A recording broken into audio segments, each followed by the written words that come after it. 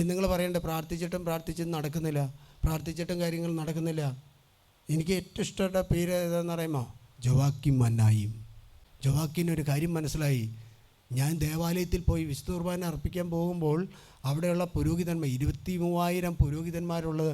പുരോഹിതന്മാരെന്നെ തടയുമായിരുന്നു. എന്തിന്? നിനക്ക് മക്കളില്ല. അതൊരു ശാപമായിട്ട് കാണുന്ന ഇസ്രായേൽ ജനമുണ്ടായിരുന്നു. പാപത്തിൻ്റെ ഭരണത രോഗമെന്നും പാപത്തിൻ്റെ ഭരണത മക്കളില്ലാത്തെന്നും. ഈ മനുഷ്യൻ എന്ത് ചെയ്തു തരമോ? ഒരു മരുഭൂമിയിലേക്ക് പോയി. ഒരു മരുഭൂമിയിൽ പോയിട്ട് എത്ര ദിവസം പ്രാർത്ഥിച്ചു? 40 ദിവസം തപസ് ചെയ്ത് പ്രാർത്ഥിച്ചിട്ട് ദൈവത്തിൻ്റെ ദൂത് ഇറങ്ങി വന്നു. പറഞ്ഞു, നിനക്കൊരു മകള് ജനിക്കും. ആ മകൾക്കിട പേരാണ് മേരി. അതിനുശേഷം ഭവനത്തിൽ വന്നു. അവർക്ക് ജനിച്ച മകളാണ് പരിശുദ്ധ കന്യാമറിയം. ആ കൊച്ചു ജനിച്ചത് എങ്ങനെയാണ്? ആ ജോവാക്കിം 40 ദിനരാത്രങ്ങൾ ഉപവസിച്ച് പിശാചിനോട് മല്ലടിച്ച് മരുഭൂമിയിൽ പ്രാർത്ഥിച്ചപ്പോൾ ദൈവം ഇടപെട്ടു.